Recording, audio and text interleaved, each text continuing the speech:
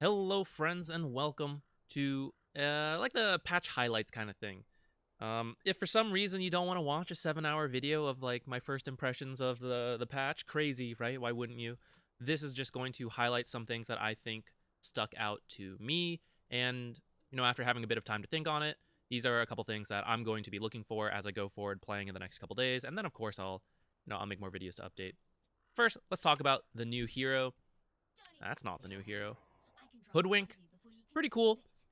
Everyone is going to try her in every single role. It's a little hard to say where she's going to go.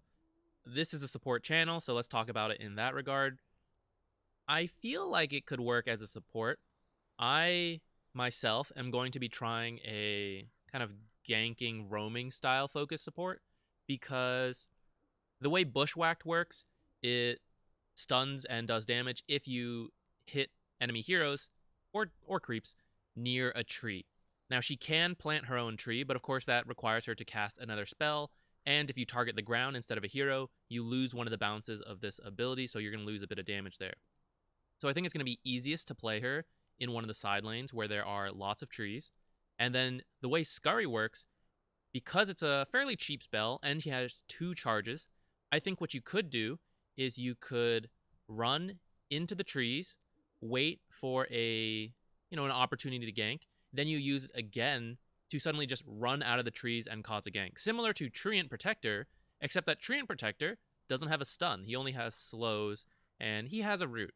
What you could do as Hoodwink, you could run into the trees, then you could, when you're ready to go, you channel Sharpshooter, and I don't think they have any way to see it. You hit them with it, then you run out with the other charge on Scurry, bounce to slow them, maybe you stun them, maybe you do both, bushwhack into stun, maybe they're not near trees, so you gotta plant a tree, then you use this.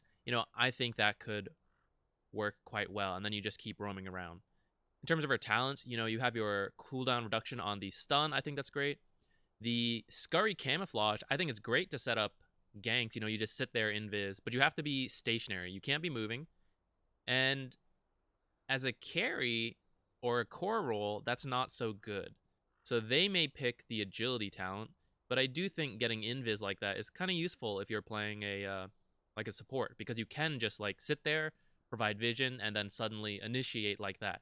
You kind of force them to buy some detection if you take this talent, but like it's annoying, right? Because she's not gonna have invis all the time. She's like standing there invis, or maybe she's like using it to escape. She's standing there, and they're like, I have to carry detection. I have to use a slot for this. That's kind of annoying. And so if they choose not to, then you're gonna get away or get free kills, or at least be able to initiate using this. So I could see that working. Now of course she does have really high agi gain, so that kind of does push her towards being, maybe a bit more of a core. However, her base attack time is really not that good. It's 2, which is similar to Doom. Pretty sure it's the worst in the game. Average is 1.7, and other heroes have some variation, but this is just not the best in terms of being a carry. Now, as being a support, you have solid armor, good attack range, decent damage, and your right clicks are going to scale as you level up, and you're pretty fast. So I think you could play similar to a Lina or a Wind Ranger in the past, or like Pugna, someone who's just like really fast, moving around, right clicking, and you're just getting off these free auto attacks, and you don't care that you're not doing sustained trades because your base attack time's pretty bad anyway. So you just like do a lot of these pot shots and chip them down. I'm going to try it that way. I know some people were saying she doesn't seem useful without items because the way Acorn Shot works, it scales with your attack damage. But as a support, I think you could just use it as a slow and not have to build damage around it. So that's what I'll try. But of course, she's probably likely to get a lot of changes in the next couple weeks, and we'll start to see where her roles fall. But obviously, we have to try her as a support. Now, the next thing we're going to talk about are the shards. Now, we're not going to go into every single hero because, as yesterday showed, that takes 7 hours. But I want to talk about what the shard as a concept means to me, or how I'm seeing it right now. I think it's really cool. Everyone's going to buy it right now until we figure out which ones are really good and which ones are not. So let's not worry so much about that. I expect there to be lots of changes to these. And not massive changes, but like small adjustments. So it's hard to say which are going to be great or not. But what they mean conceptually that I think is really cool is that you can now buy more small items, really meaning one more small item. So let's demonstrate. You tend to be restricted by your slots. Let's say I'm a support and I want to buy something like this. I need the wards and I need detection. Let's say it's an invis game. I need boots. I get my wand. I have one small item, the Ring of Basilius, and I would love to get another small item, say a windlace. Now I'm faster. This is nice. This is very slot efficient, very gold cost effective. But now, as I filled up my slots, I can't really replace a lot of these besides these small items. And so now, if I build Yules, great. It builds into this slot, perfect. But what if I decide I want a Force Staff? As I'm building the Force Staff, Ring of Regen, I don't really need it. It's a small item, sure, but I don't need it because I have Tranquil Boots. So okay, I buy the Staff of Wizardry first. Well, now I don't really have a slot for it. I need my wards, I need my dust, so I gotta replace one of the small items. Which means if you know that's gonna happen, you probably just don't buy this windlace. After you get this point, you decide, okay, I need to build Force Staff. I will do this, and I'll fill in my slot. And then now, as you buy Yules, you're probably going to have to replace your Ring of Basilius, or maybe you backpack it, and when your wards or dust are on cooldown, or I'm sorry, empty, you've used them up, then you swap it into the empty slot. Maybe you'll do that. But now, before, almost every major item, in fact, every major item you could purchase was going to take up a slot. Now, with the way Aghanim's shard works, you can buy it, and it doesn't fill in one of your slots. So what I expect this to mean is that more heroes, not just supports, but cores as well, once we figure out, as a community, which ones are really good to buy at 20 minutes, I think you'll see those heroes buy more small items that they otherwise wouldn't have. Say it's not a invis game. This is pretty common. I might buy this, and then I start working to my major item, like Force Staff. But if I decide, my major item is going to be the Aghanim shard in 20 minutes, well, I can't really buy components of that. I have to wait till 20 minutes and have 1,400 gold. But maybe I have the gold already, and I'm just like waiting those next couple minutes to get to 20 minutes. Well, I don't want to just leave the slot empty, so I could buy a small item like Fluffy Hat and use it to fill it in. And then when I buy, say, the Aghanim shard, I get to keep all my small items. I get the shard effect, which, by the way, we're going to talk about, but I think the Jakira one is sick. And now I move into my major item. But I've already gotten a lot of value. So, like, say I buy Fluffy Hat. Let's say I fill out my inventory at around, 10 to 15 minutes. Then I save up my money to get the Aghanim shard. Maybe that happens at 20. Maybe that happens a little later. Then I move on to buy my next major item. Let's say it's Force Staff. I now have to replace one of my items. But you know what? It's okay. I've had this small item for, 10 minutes almost at that point. It's kind of gotten its value. If I sell it now, it's not such a big deal. So I think that's going to be really cool. I think we're going to see certain heroes buy one additional small item, which may speed up the pace of the game in certain instances. I also expect eventually the hype around Aghanim shards will fade, and it'll be very similar to the Scepter, where, some heroes rush it because it's really good. Many heroes just never purchase it in most games. And it's only if they get into the really late game where they're like, well, I guess I'll buy a Scepter because I've got nothing else. I think shards will possibly fall under something similar for many of the heroes. So right now, we're all going to buy them, but it'll probably die off in a little bit. Now let's actually, before getting into heroes, let's talk about some general updates. Because I think this will play a bit more role in picking out which heroes are good. So let's talk about this. So first off, the game now starts at nighttime. And then after the creep spawn, it'll turn to day. I think this is a really cool change. It pretty much means that first minute and a half is going to be nighttime. What that means, no matter who ends up being good, I think this makes it a lot more important to rush out. It was already important, but now it's even more important to quickly get out to your lanes if you're going to ward and place it as quickly as you can. Because before, you'd be like rushing to the spot, and then just before you place it, the other guy pops into vision. You see each other, and you're like, oh, I can't ward here now. But now you could place that ward, you get the increased vision from the ward, you see him and you're like, oh, I gotta get out. You back up, and that guy doesn't know any better because maybe he doesn't have a ward, maybe he didn't place his yet, but he can't see you because of the nighttime restriction, and now you get away, you place your ward.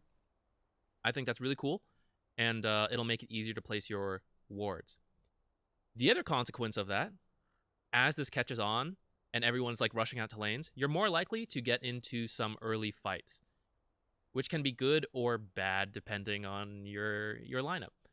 If you are looking for kills, this will be easier and will encourage you to bring a ward as well so that you can see them and then rush up to them and they won't know. But you might also just accidentally run into people pretty close. In the daytime, when you run into each other, you're still 1,800 units away, and it's like, well, very few people can actually hit the other person with a spell at that point. So you end up just walking away. If that happens in night vision, let's say no one places a ward, but you're just running around and you run into each other and you see each other, you're only at 800 units apart. Many people can then initiate right away. So I expect to see a lot more fights or people playing passive, and probably both. Some people will be passive, some people will want to be aggressive. So I think we might have to do more blind dewarding as well. I think it's going to be harder to check if the enemy warded first. So as a hard support, I might see myself starting with the sentry a little bit more and just blindly checking. Because otherwise it's just hard to get out there. Many 4s can start out with like boots or windlace and be faster than you. And at least the heroes I happen to play are very slow. So I may just have to buy a sentry, but I'll see how that goes in the games.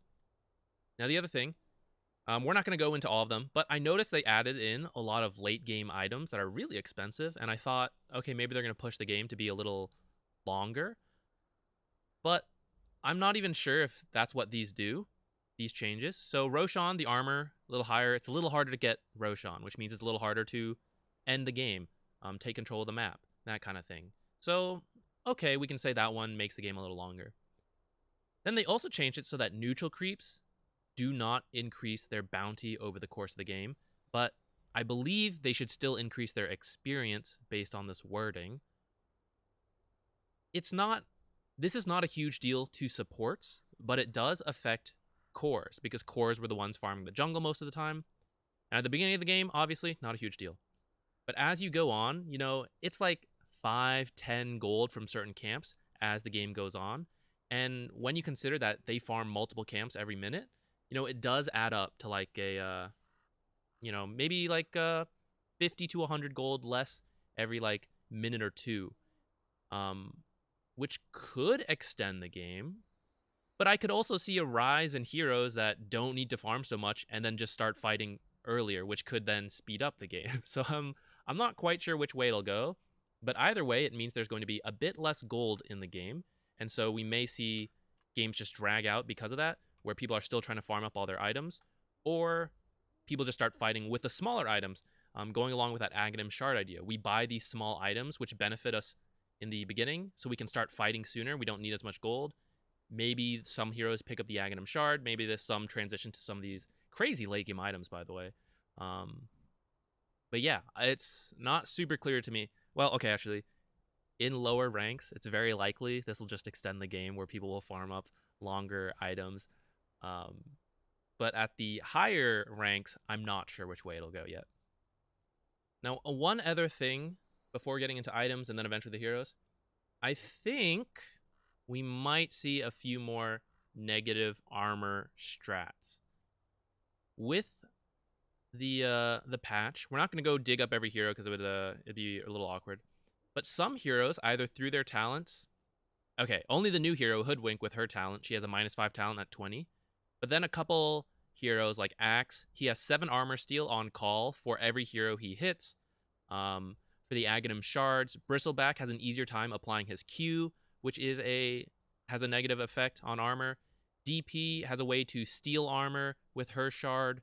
Viper now gets 1.5 negative armor per stack on the enemy. So, and it increases the stack up to 7. So now he can, in total, reduce the armor by 10.5. Slardar can apply haze on his crush with the shard. In terms of items, there was the Orb of Corrosion, which gave a I I don't I actually I don't know how I feel about this item quite yet. But like Orb of Venom was a dead end item. And only a few 4s bought it. But now you might see them willing to buy this because they're going to transition it into Orb of Corrosion, which gives them a bit of health, and the Blightstone. And that's going to add in another item that can reduce armor. Along with that, in the neutral items, some armor items got removed. So like Iron Talon had armor, Craggy Coat had armor. So some armor has been reduced, but with those, it's admittedly very few. So like you need to buy 1,400 gold for the shard, or 4,200 for the Aghanims for Axe's case. But these are armor stealing or armor reduction abilities that have been added into the game that weren't there before. And in terms of armor added into the game, there wasn't really that much. Witch's Blade, which I think will only be kind of a niche item, now has armor. But again, Int heroes like it. Like, many Int heroes did not have a mid-game item choice, so we might see this for them. But then not every hero is an Int game hero who can buy armor like this. That's a core. Mech got removed. The armor aura got removed from Mech and put on Vlad's, but that made Vlad's a bit more expensive. So that was both good and bad. We might see more Vlad's picked up for the armor aura, because it felt really awkward getting this mid-game armor aura, because many heroes didn't want to buy Mech. So Vlad's is a little easier to buy, but it is now quite expensive, and it's kind of an awkward item for many supports to buy unless it's a good game for it. It's not a casual item which they might buy every game, kind of like a Mech was. But if you need armor, you might still end up buying it. Medallion, I think, was a little better. 2 now, wherever it is in here. The mana regen got bumped up from 1.25 to 1.5, and I think that just helps. Going with this idea of like buying small items, I think this is quite nice. This duration change is interesting. This encourages me to use it defensively, I think, or at least for the Solar Crest. I think I'm more likely to use it defensively, because before you could use it on a hero, kill them, 7 seconds, use it on another hero, kill them, use it on another hero, kill them, and you just keep applying Medallion as you needed. But now it's a 12-second buff, which means if you use it on someone, you quickly kill them. Now it's like, all right, we gotta wait a little bit before I can apply it to the next guy, which might encourage us to use it defensively a bit more because it just lasts on the hero longer. But it probably still depends on the context of the situation. You know, you got 5 heroes attacking one guy, still gonna use it offensively. But I think Medallion is just, this mana regen is quite nice, and I think we'll see it a little bit more often. Deso lost 5 damage, but if you need negative armor, you're still going to buy it, I think. Stygian Deso also lost some damage, but I mean, you don't really get to choose your tier 5, so I don't know if that matters. So maybe I'm reading into it a bit much, but I do think the shards are not so expensive, and at least for a core hero.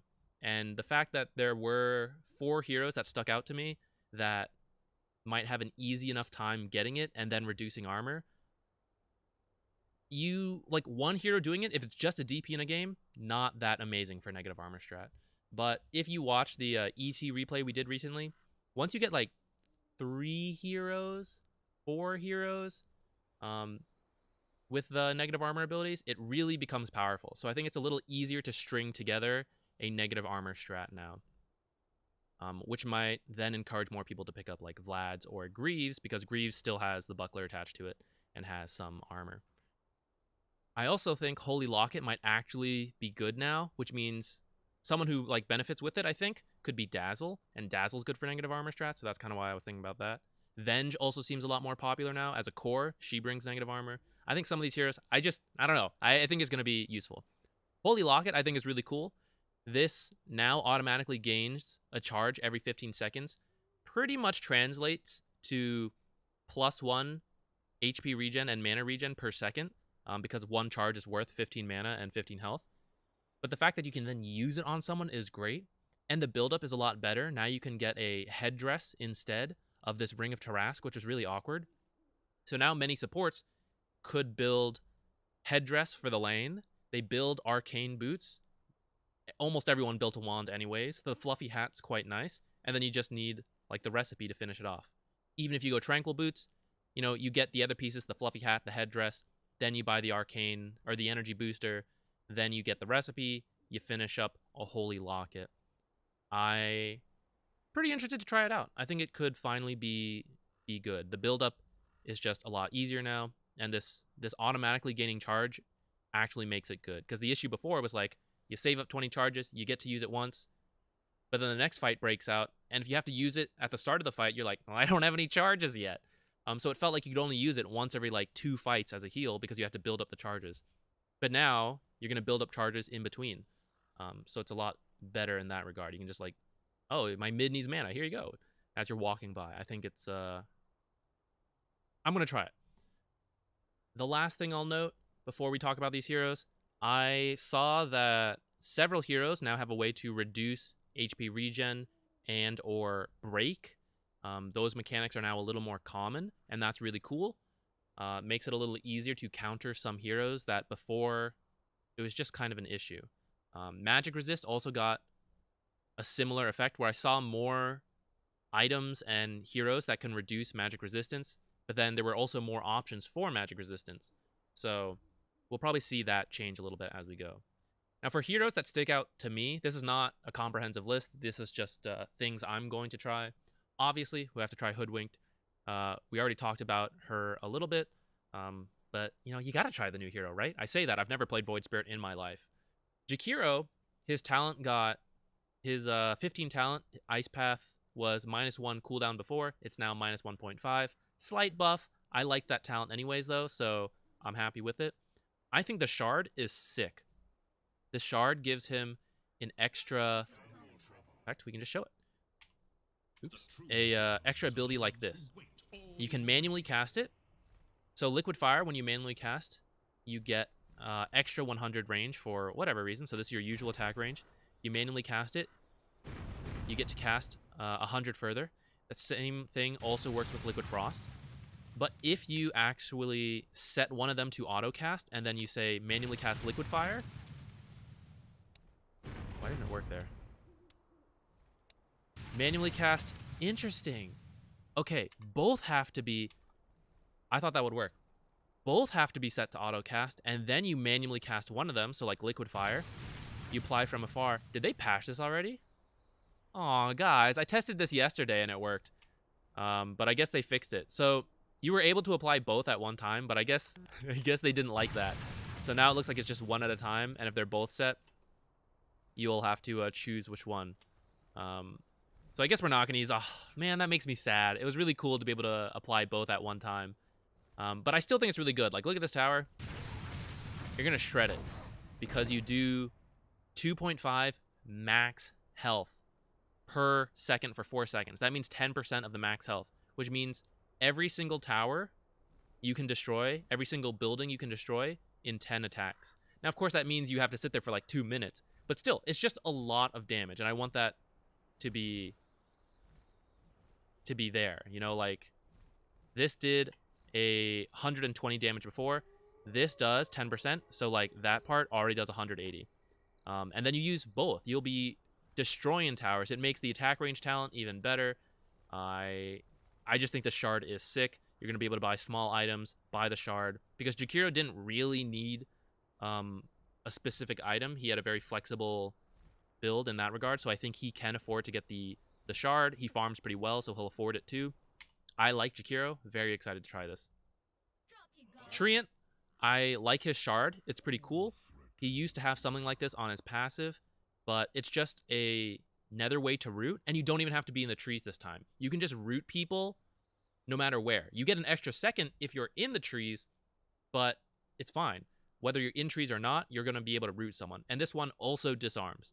So in a team fight, you can just disarm the carry for 1 or 2 seconds, and then you ult. And that's actually the bigger change. Ult now interrupts channeling. This is awesome. Treant's, one of his biggest weaknesses was that if they pick like Crystal Maiden, Witch Doctor, Shadow Shaman, Bane starts like gripping your carry, you're just like, hey carry, here's a heal. I'm going to try to Meteor Hammer this guy for 3 seconds until it breaks the channel. We might all be dead at that point, or someone might cancel the Meteor Hammer, then we're out of luck. This is great. I think this is awesome. So I'm really excited for that. I also want to try a Holy Locket build with him because the build worked well. You could skip Tranquils, buy Headdress. That'll be enough for your regen in lane because you just amplify in the trees. Helps out your carry. He can then go Arcane Boots, which he has mana issues, so he likes that. You get the Holy Locket, boosts up your healing. It may not look like it. Like the numbers don't change when you see it in the lobby, but I tested it, and it definitely does amplify your healing. I think it also amplifies Leech Seed as well. So both the heals get improved. Then you pick up like the talent as well if you want. And then you can even build. This is unrelated to Holy Locket. You can now build Vlad's on Treant a little easier. He liked that item occasionally in certain games, but now it has the Basilius. Now it has the Buckler, and I think that armor or that item will become a little more popular. And Treant was a hero that could build it, so I like it. I think it'll be cool. You could now play him as this like aura healer kind of guy, which you kind of could before, but now it's like amplified by some of his items. But you could still be greedy and build like Meteor Hammer and play that way, which I might end up going back to anyways. Dazzle, he also works with the Holy Locket, and then because of the negative armor strats, I think that could be cool. His shard, I don't think is that important for support Dazzle, because it's seems like more of a core thing. Grimstroke got some buffs. I like Grimstroke a lot. His shard seems pretty interesting. I noticed there were a lot of like utility things. Oh, I forgot to say that about shards. Many shards I noticed gave carries a utility ability, and many supports kind of a damage ability. Now, obviously, there was some variation in there, but I think the lines are going to get blurred a little bit more, where carries are not just strictly about damage and support strictly about amplifying. However, there were some abilities like Disruptor. Ooh, I forgot to put Disruptor on here. Disruptor and Grimstroke, who affect attack speed quite a lot, and that could really hurt the enemy carry, buff up your own carry. Either way, I think they now have a bit more options on that. Grimstroke, another hero who could farm decently, but then like didn't quite know what he wanted to build. The shard looks pretty cool now, and he got some quality of life stuff. I think we might see him a bit more. Bounty Hunter shard is sick. Provides vision on the target. Brought back the movement speed aura with the shard, 50% to your teammates, and he really liked to have that. Now that's in here again if he buys the shard anyways. Drums now provides an aura as well for the move speed. That's back. So before, bounty hunters would buy the drums, ult someone, and then everyone just like is super fast chasing the target. Now you're gonna need to shard, and I mean you still have to buy the drums, but like it's kind of back. But more than that, I think the vision, the 800 vision on the target around them is massive, especially in pro level games. So I think you'll start to see that. Wind Ranger, another shard that provides crazy vision. I can't believe it becomes global and you have some vision along it. So it's just going to be a fantastic scouting tool. Maybe not so useful in lower games, but in the higher up you go, I think that kind of vision is crazy. Crazy? It seems crazy to me, so we got to try it out. Rubik now has a ton of cast range on his E naturally. That's wild. That makes it a lot easier to play the hero. And then he still has his debuff. It's now attached to his ult. That does mean, like, you used to be able to just, like, leave your ult at level 1. But now the ult got, the cooldown got nerfed at level 1.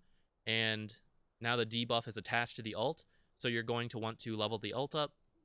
Makes your skill build a little harder.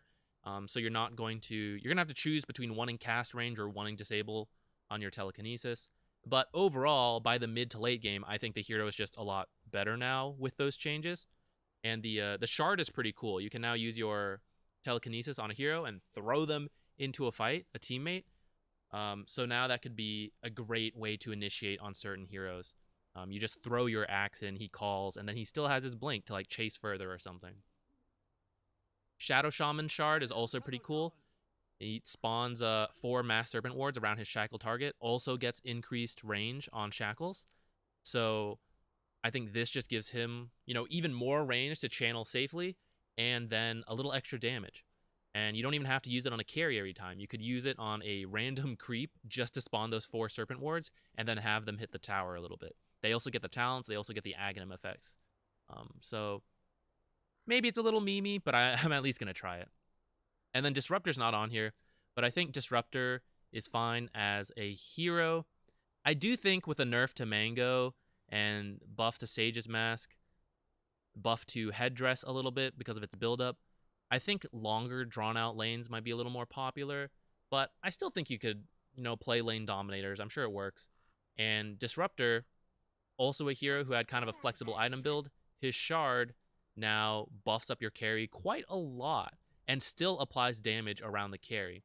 So I think this shard is going to be really cool if you have someone like Ursa, Troll, PA, Huskar. You just cast it on them, buff them up, and still apply damage. I think it's really cool that way. Now these I think are also cool, but I don't want to be the one to test it. I think her shard, another stun, 1.5 second stun, is really good. So if someone jumps on you, you push them away and stun them, and then you set up your own cookie. Or the other way, you cookie in and then you stun them. Anytime a hero just gets another stun, it's usually pretty good. So, not to mention it's AoE as well. So there might be some sick AoE comps where you like RP them together and you have this crazy amount of chain stun. I think that could be cool. But I'd rather try some of these other heroes instead of that. So now I might be seeing this, but if it becomes popular, I'll hop on that bandwagon, I guess. Enigma shard is awesome, pulls everyone in, even if they have BKB. They're not disabled, but they're forced to run, and I think it's really cool. I also think his talent to Malefice, you might see like more support Enigma, which is a little greedy, but maybe they max Malefice. They're a lot more aggressive, build a shard, and then Black Hole has this huge effect in team fights now. It's really cool. So even if you don't hit them with the Black Hole, you still greatly impact the team fight. It makes it a lot easier to have, impactful fights. Brewmaster, his ult got all around buffed, and his shard is really cool, adds the 4th Panda, which has an AoE disarm. I think this guy's going to be awesome against illusion heroes. The Drunken Brawler has a passive effect now, too, that you can activate to kind of triple. And I think, you could play him as a niche support and then play around the ult, buying those small items, then picking up the shard for the disarm and slow. Could be really cool. The Brewlings also got some buffs, so they should be stronger going into the late game, which was kind of his issue. The Brewlings would just get killed later. So now it might be a little harder to do that, and that should possibly make support Brewmaster work a little better. Keeper of the Light got brought back to kind of his old form, where I think with the shard and with the... Maybe you don't even need the Aghanims, but at least with the shard, you can kind of go back to that push style lineup. You may not see this in lower ranks. This might be a higher rank thing again, but you get like an ancient shard timing at 20 minutes, and you go into this push lineup. You can recall people who are split pushing on the map back to your fights. You heal them in the games. 20 minutes, it should switch to daytime again there too. So you have the strong pushing power right there, that 20 to 25 minute mark. Liquid, probably. Or not, sorry, not Liquid now. Team Nigma, GH, they pretty much won TI off of that. So I expect to see GH trying this out again. It's going to be pretty cool. A Puck, his shard is also really cool. It provides True Sight for wards, so I think it could have some support potential there. But even as a core, you can now ult people and then push them out of your own ult by yourself with this shard. And, I mean, that seems great. Does it not? It seems awesome. You can cliff people now. Got some general minor buffs too. So I still want to play like Jakiro and all these guys before this shard gets potentially nerfed. I feel like it's too good. But then if Puck shows to be quite popular, we'll hop on that because that seems pretty fun. These are kind of niche. Luna, this got changed back to flat damage. Support Luna has always been